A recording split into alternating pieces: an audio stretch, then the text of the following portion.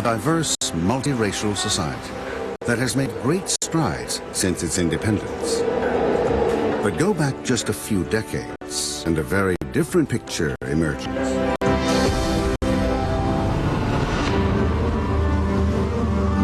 May 1969. In Kuala Lumpur, the capital of Malaysia, racial strife explodes in days of bloody riot. After a day or two of rioting,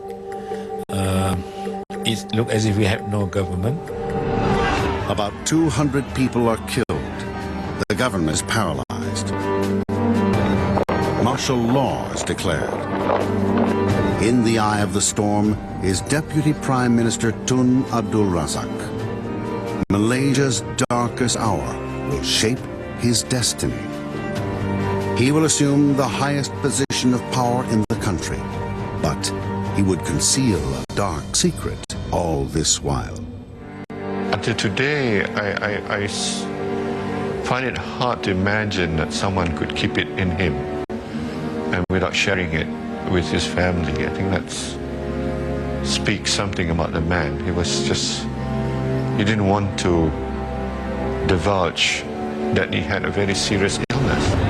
Tun Abdul Razak's leadership and courage will immortalize him in history forever.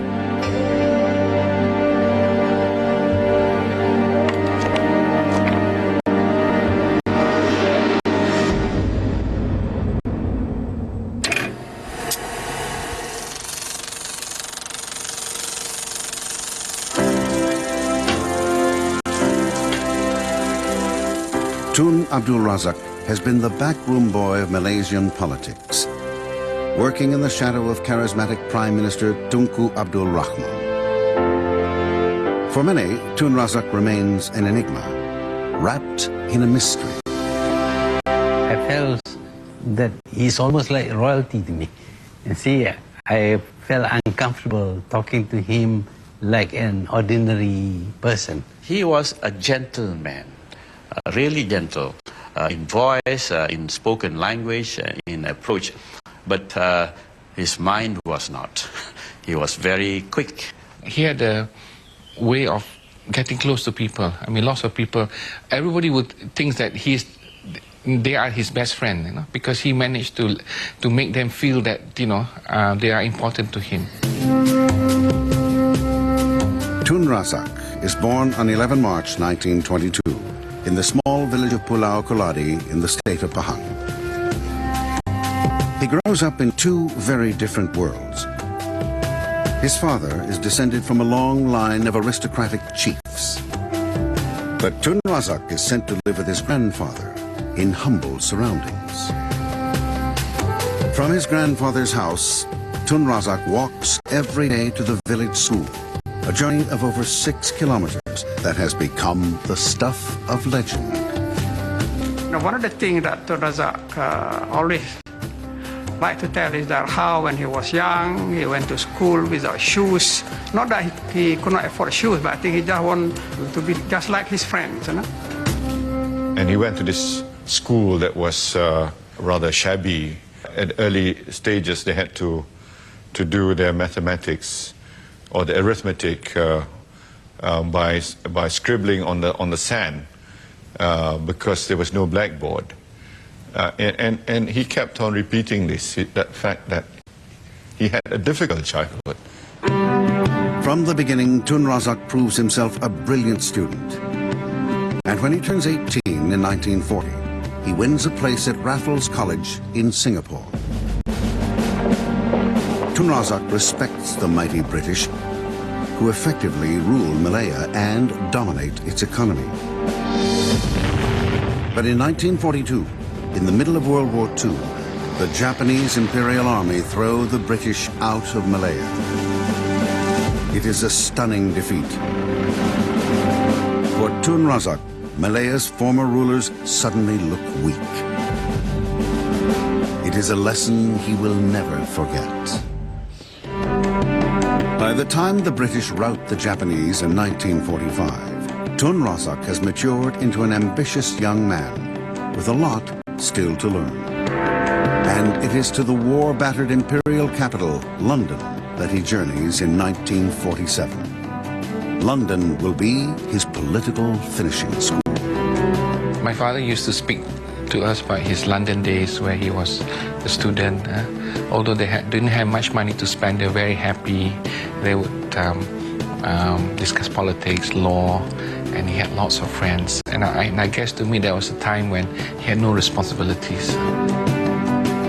There is one responsibility Tun Razak does not neglect: Malaya's future freed from British rule. It is a dream that he shares with a charismatic new friend who is also studying in England. His name is Tun Abdul Razak. Tunku too sees that the days of British rule of Malaya are numbered. But who and what should replace them? And what kind of independent nation do these young men want? This special relationship with Tunku will soon become one of the most important in Tun Razak's life. At his London college, Tun Razak dazzles his teachers, passing his law exams after just 18 months. A remarkable achievement. But then he receives devastating news from home. His father has died. He must return immediately.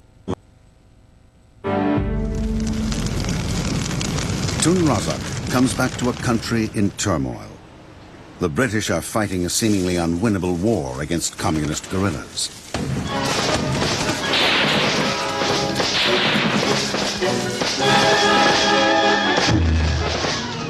And a new nationalist movement has found its voice at last. UMNO, the United Malay National Organization, led by Dato' On bin Jaafar.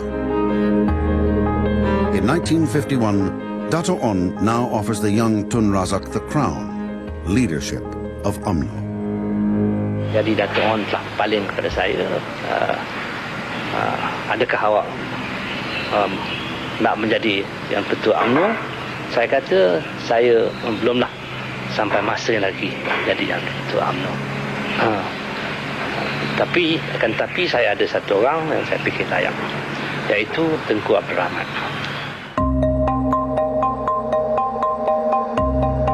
Tun Razak's decision baffles some of his friends. Few ambitious politicians turn down offers of power. Why did Tun Razak? I think he realized that we need a leader of some age. Malays respect old age, of course, and I think he wasn't that ambitious that he wants to grab hold of power. Tun Razak's decision is a calculated risk. Will his faith in his older friend pay off, both for himself and for the future of Malaya? In the meantime, this quiet young man has found love. Razak's close friend, Taib Andak, introduces Razak to his daughter's schoolmate. Her name is Raha, and she comes from a noble family from Johor. When my father came to fetch me in his car, and there was this man with him. This man was actually Tun Razak. I thought he was coming to fetch me, but I was wrong because he had an ulterior motive. My father wanted to show him Raha. He must have liked what he saw because in the car, when we were going home, he was grinning from ear to ear. And I could see my father pulling his leg, but he just kept quiet and he just smiled at himself. On September 4th, 1952, Tun Razak and Raha are married. They will be blessed with 5 sons. When I was informed too, I think there was a debate that was going back and forth within the family. Let us have a small swimming pool. I mean, not an Olympic-sized swimming pool, but a small swimming pool so that we could, enjoy ourselves. We could swim in that pool. And he finally decided, no, we shouldn't have a swimming pool because he said, what would the public think? As a father, his biggest challenge must be to bring us up as sons of the Prime Minister and yet not get spoiled, so that we are able to stand on our own 2 feet. We were, in some sense, put on a pedestal, and yet he didn't want us to. He wanted us to work for our own things and to be motivated and be driven to succeed in life. But it is not just his sons who must stand on their own. Other hearts and minds must be won. As Tun Razak nurtures his own family, the struggle for Malayan independence approaches a climax.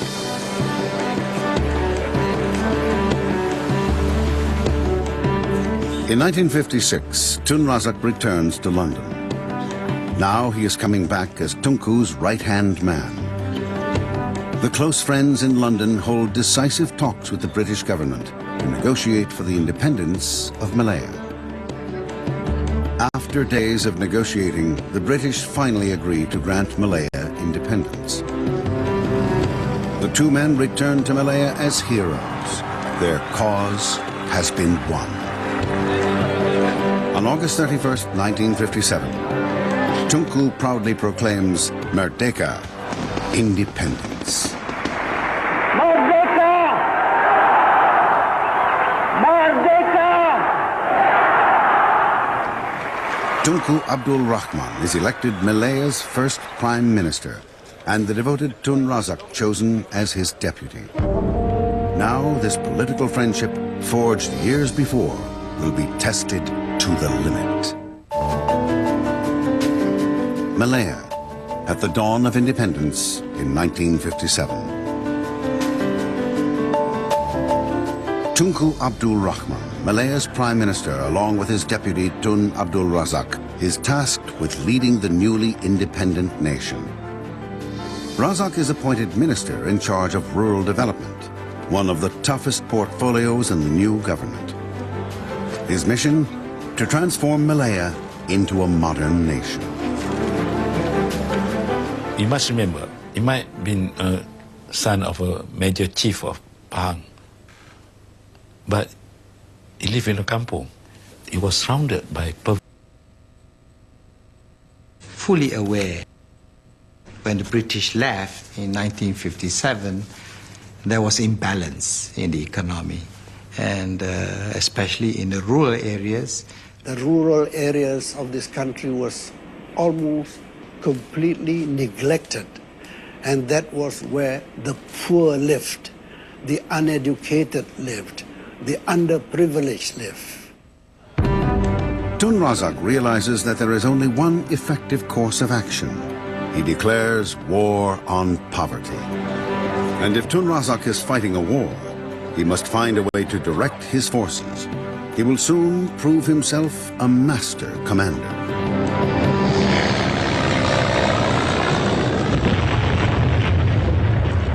He models his strategy on the Malayan War on Communist Terror.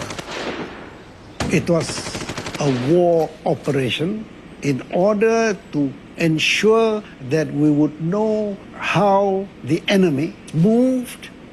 They had to be monitored and traced. And these were done in what was known as the Emergency Operations Room.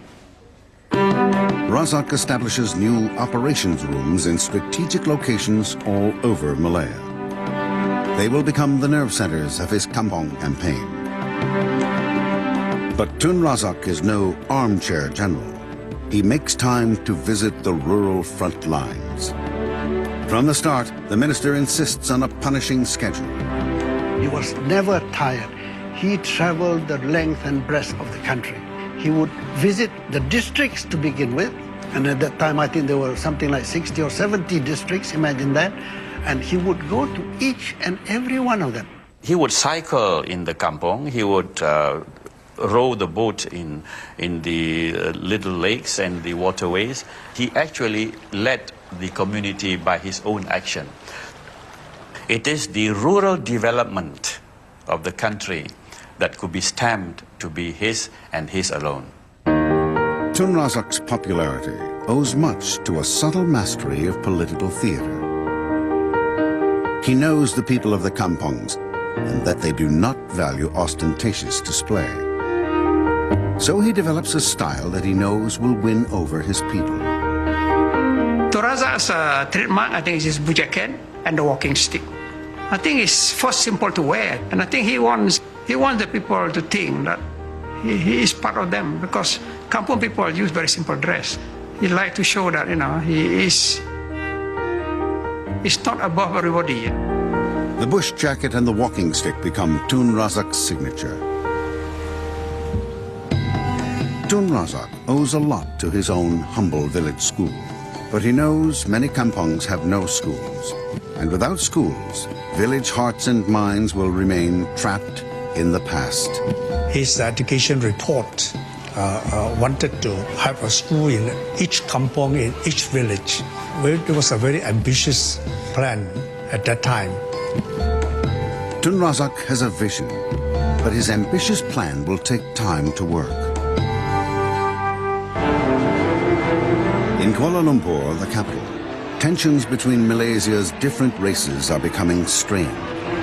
Some Malays feel that independence has yet to deliver all they had been promised. The Malays have often asked, what do we get after gaining independence? Tun Razak will have to confront his biggest challenge yet. These simmering tensions begin to heat up when elections are called in early 1969.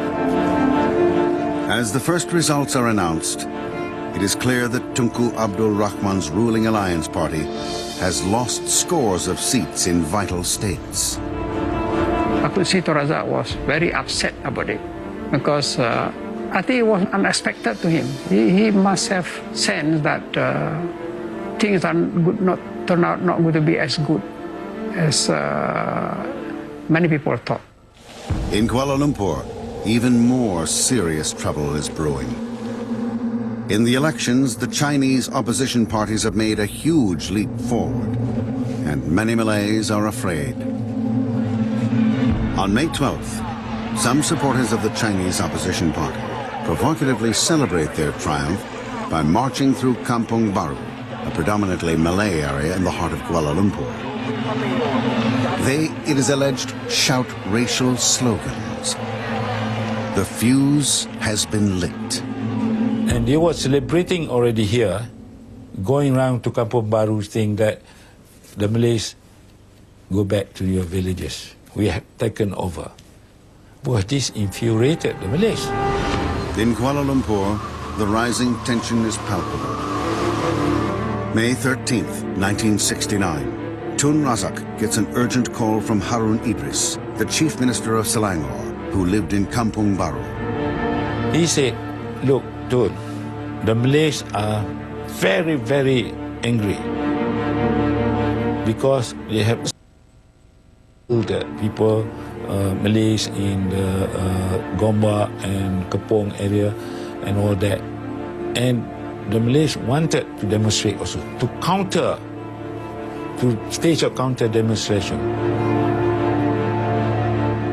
And Tun Razak told Harun, look, you tell the Malays, go back.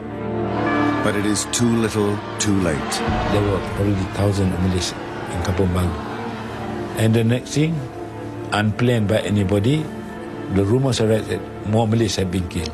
And then, lost control.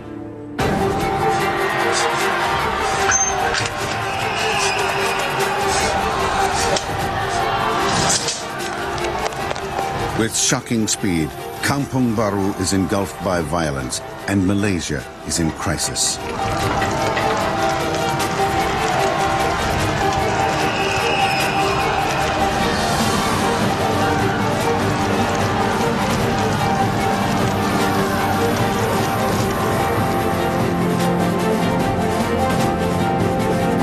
Taken by surprise, Prime Minister Tunku Abdul Rahman sets up a National Operations Council to replace the government.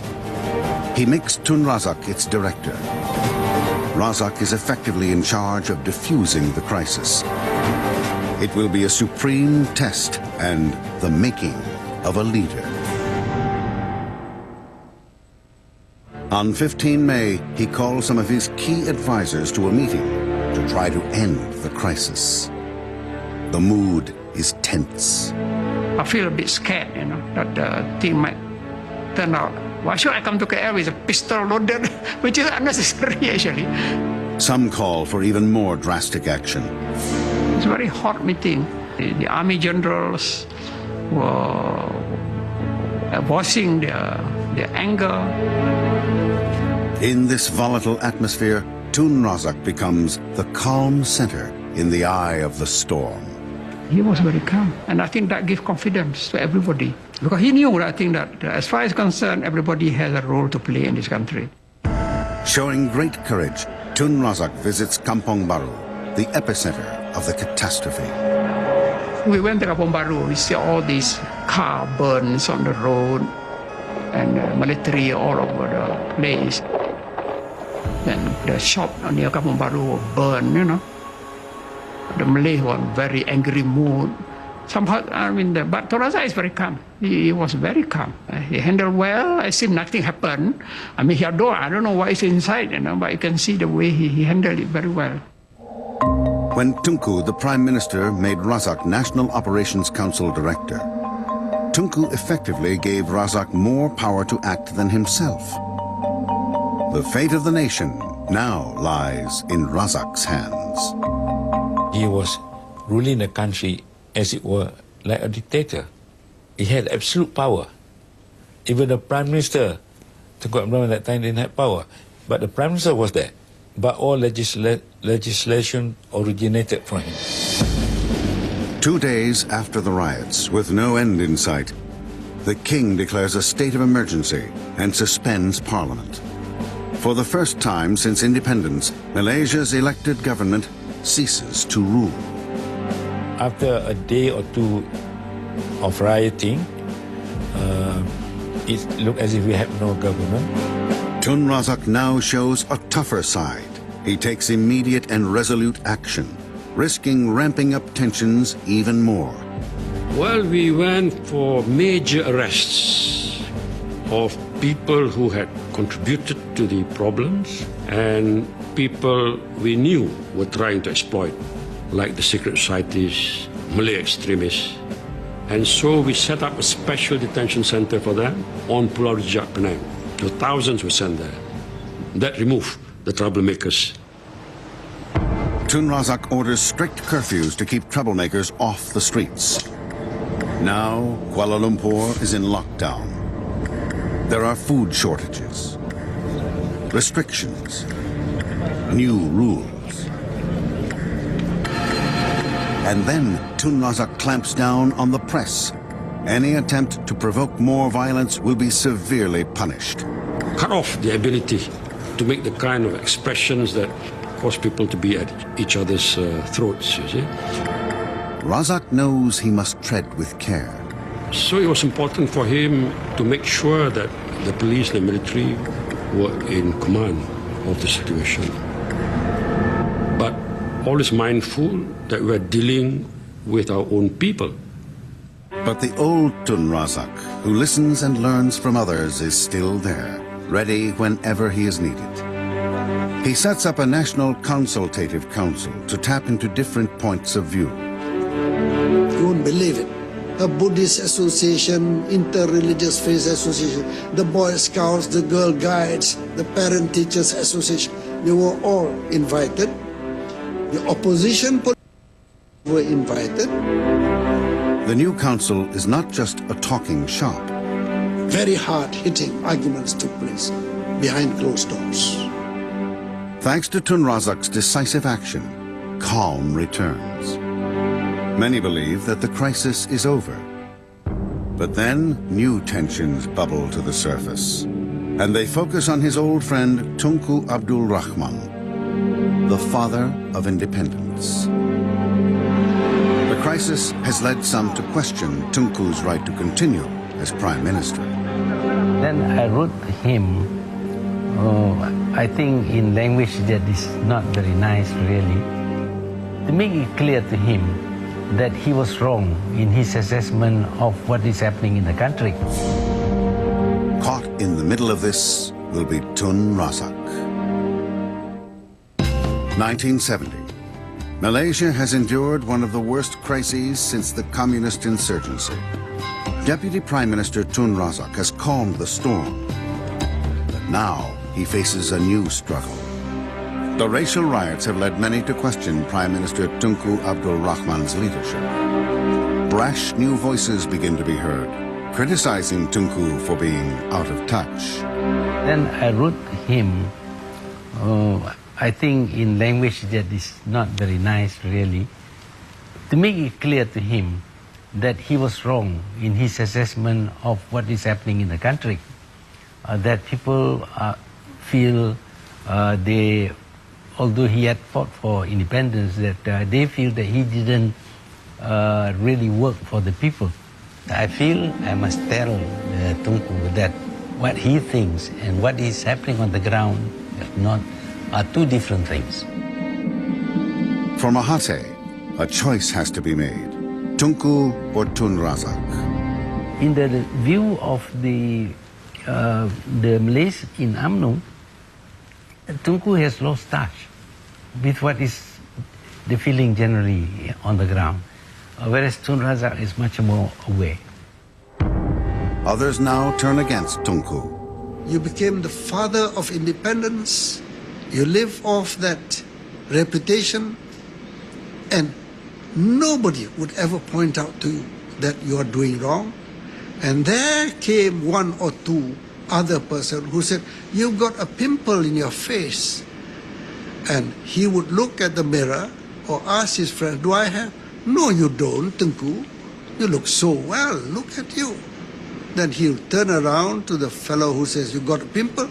You're talking nonsense, get out of the way. Tunku is enraged. He expels both Mahathir and Musa from the party. But the attacks don't let up. And caught in the middle is Tun Razak. He knew that Tunku Abdul Rahman was unpopular. At the same time, he knew that he was the deputy who had to tolerate the prime minister who was not popular, yet he would not want to push the then prime minister out in a forceful way, as we demanded. Tun Razak acted forcefully against the rioters. But Tunku is an old friend and the man who led Malaya to independence. It is an agonizing dilemma, both personally and politically. Razak would take hours even to explain to me why we had to be patient. We had to do it methodically, slowly. He's going, he said, don't worry. We must put everything in order. We must get things to be back to normal. Then he will go.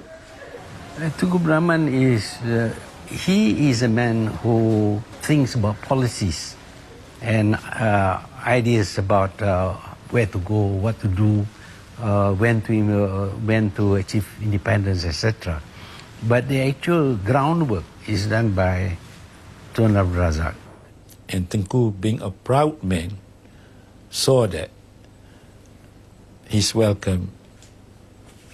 He is no longer welcome by the Malays and his party.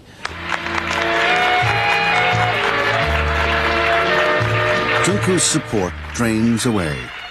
A year after the May riots, he agrees to step down.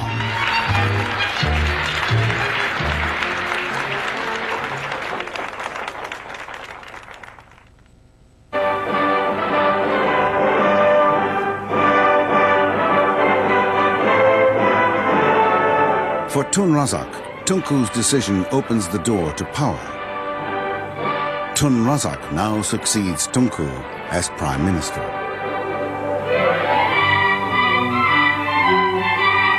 It is an astonishing feat for the boy who went barefoot to school.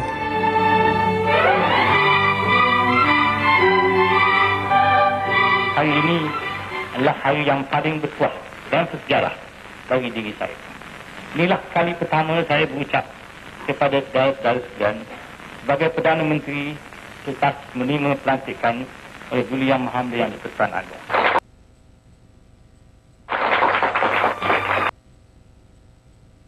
But his success is bittersweet.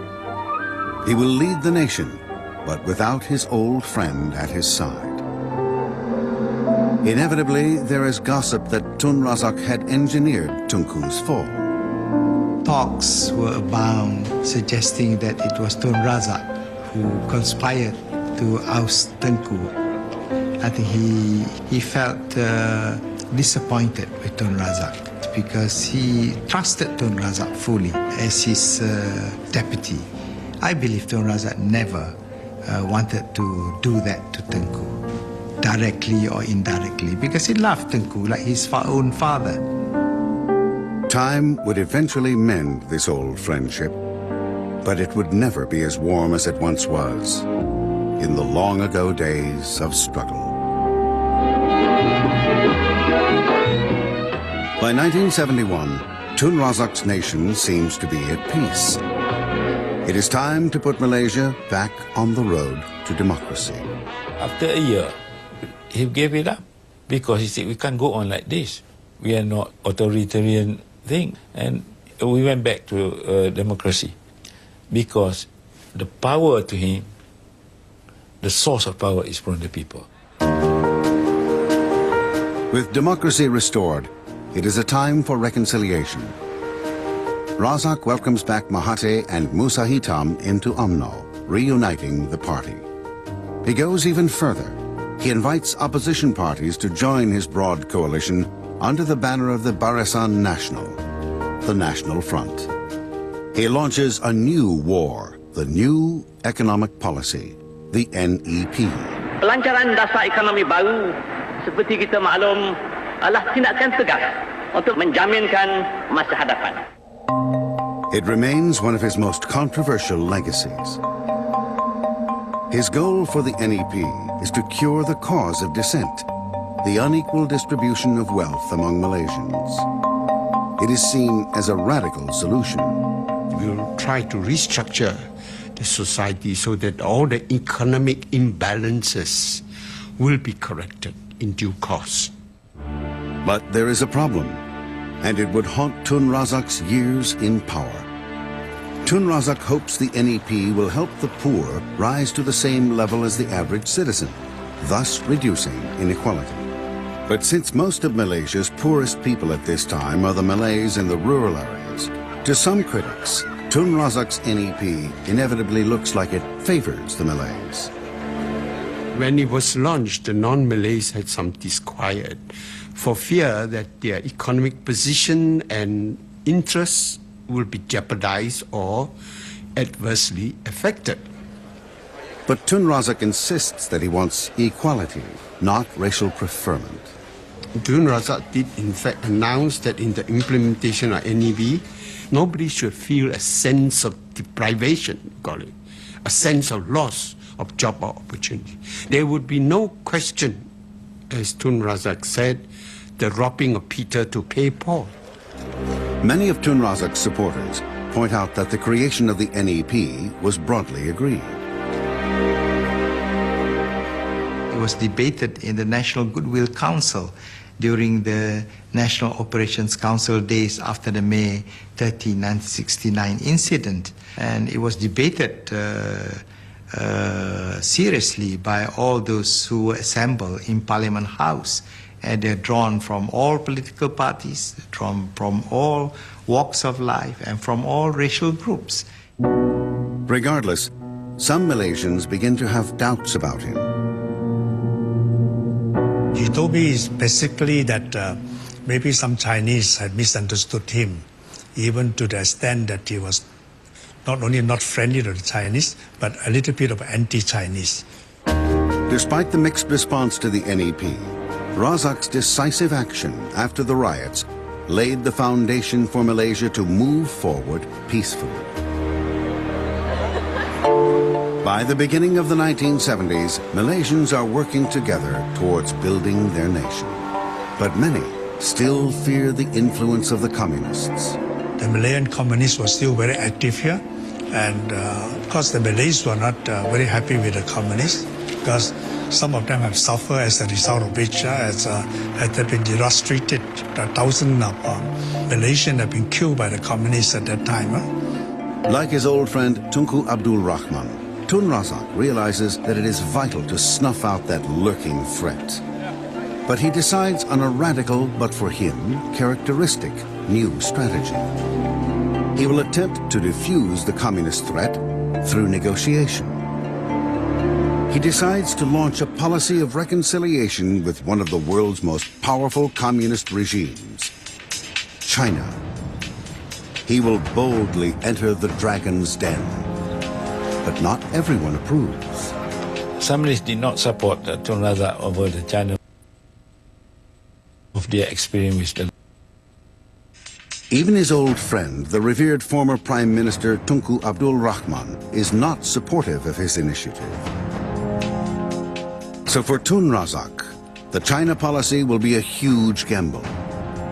Tun Razak believed that normalization of diplomatic ties with China could help to reduce the threat from the Malayan communists.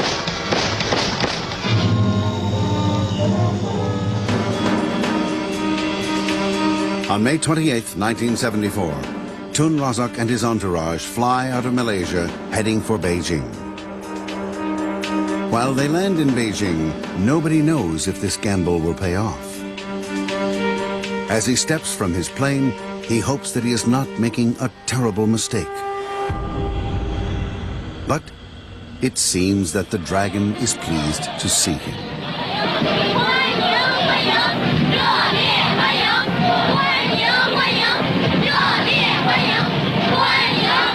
That was very extraordinary. There were thousands of students and thousands of people at the airport to welcome the delegation. We felt that the Chinese government was very friendly. The people was also very friendly.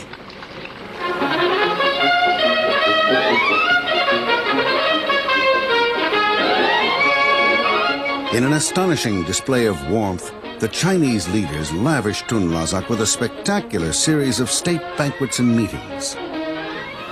Then comes the final test. The meeting with the great leader himself, Chairman Mao. And Tun Razak caps his spectacular success with the famous handshake that has been immortalized in Asian history.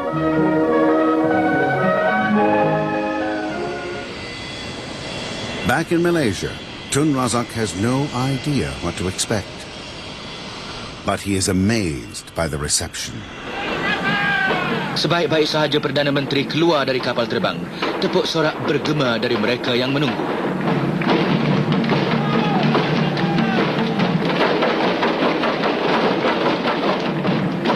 The crowd awaited at the Padang Metaka and was enormous. I think that will come to 100,000 of people. Big crowd. Tun Razak was very happy that trip was successful. And in fact, he announced there and then that the next day would be a public holiday. I've never seen more Chinese at any government gathering than that. You see, that shows they appreciated what Tun Razak did. Berjaya Malaysia! Berjaya! Berjaya!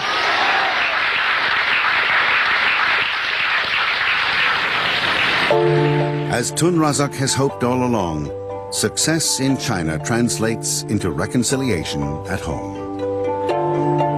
The Prime Minister's Chinese success will soon be put to the test of public opinion. In 1974, he calls a general election, the first since May 1969. But will his diplomatic feat translate into votes? His China gamble pays off. Tun Razak's party, the Barisan National, sweeps the board. Tun Razak managed to kill two birds with one stone. He reunited the Malays who were disenchanted with Tengku. He regained the confidence of Chinese who were a bit apprehensive about him. For Tun Razak, the election is a resounding success. But as he basks in the glory, Tun Razak is uncertain if he'll have much time left to build on his achievement. For he is fighting a greater battle, one that he has been concealing for the longest time. But to a few very close friends, he discloses private fears and terrors. Tun Abdul Razak suffered from dreams, and he liked to interpret his dreams.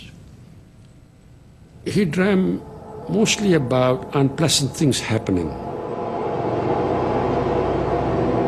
What haunts his dreams is his own mortality. He was worried, but he could be killed. I don't think many people knew that Tun had this fear of being killed on duty, you know. Tun Razak tells his confidants that he fears an assassin, but there is an internal enemy that is showing signs of overcoming him. He was not sleeping well, and he used to ring me up in the night to say that his gums were bleeding again. Dr. Mahathir, one day called me from Alustar, said, Dola, do you notice I'm a doctor, I think something wrong with your boss. Tun Razak has a secret, something that he has known since 1969. A secret that he has concealed from his closest friends and family. Tun Razak is dying. Tun Razak, the boy who went to school barefoot, has reached the height of power as the second Prime Minister of Malaysia. He is determined to lead his new nation, Malaysia, into a glittering future. But it is a future he will not see. I suspect something only, I think, when 1975, when I went to his office, and then I saw a lot of spots on his arms. So I told him, Tun, you had a lot of spots on your arms. No, he told me, Shariman, said, I play a lot of golf, you know, you expose yourself to the sun, you know. In 1969, Tun Razak was diagnosed with leukemia. Since then, he was rumored to be receiving secret treatment, either in Kuala Lumpur or in London. For years, the cancer was at bay. But in 1975, the disease reaches a terminal stage, and it is impossible to hide the symptoms any longer. He was becoming thinner and thinner and grayer. In December, a sudden deterioration forces Tun Razak to travel again to London. He tells his friends and family that he is taking a holiday. But Tun Razak will not return to Malaysia alive. When he arrived at the airport, he looked a bit thin and pale. We went straight to the hospital. We didn't even stop by the hotel to check in. So that was surprising. Johari begins to realize that something is wrong. Then we started getting concerned. I think after New Year, the doctors called my mother and myself in to explain to us what was happening. Tun Razak's English doctor finally tells them the truth. You know, the doctor told me that your father will never be Prime Minister again. So I was quite shocked. Then I asked, how long do you think he will live? I actually said, how many more years? He says, I'm not talking about years. He said, I'm just talking about days and weeks. The doctors advised Tun Razak to return home to Malaysia. There is nothing more they can do. But Tun Razak refuses. He does not want his people to see him in this state. He says, I'm a leader. I cannot, if I cannot come back and greet my people, I won't come back, you know. The end comes all too quickly. One evening, Johari calls his brother in Kuala Lumpur, urging him to fly to London. But just as he puts down the phone, a call comes from the hospital. When I went back to London Clinic, I walked in the room and saw my father had already passed away. My brothers were there and my mum were there in tears. I was very, very upset and realized that it was the end of an era, not just for the country, for the family.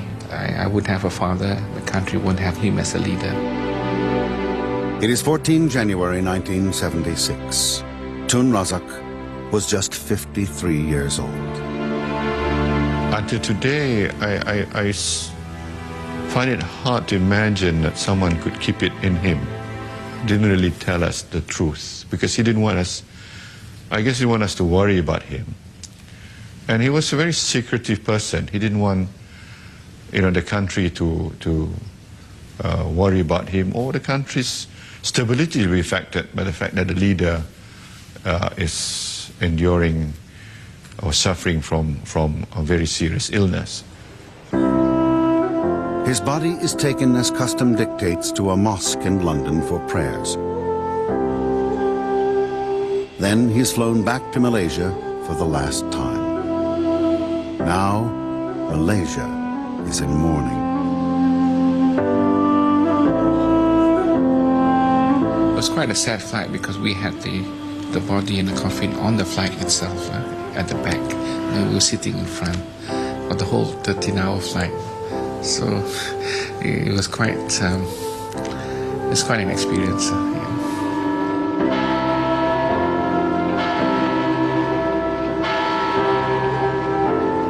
Thousands of people came, from all over the country, and that shows the measure of support and maybe love that they have for him.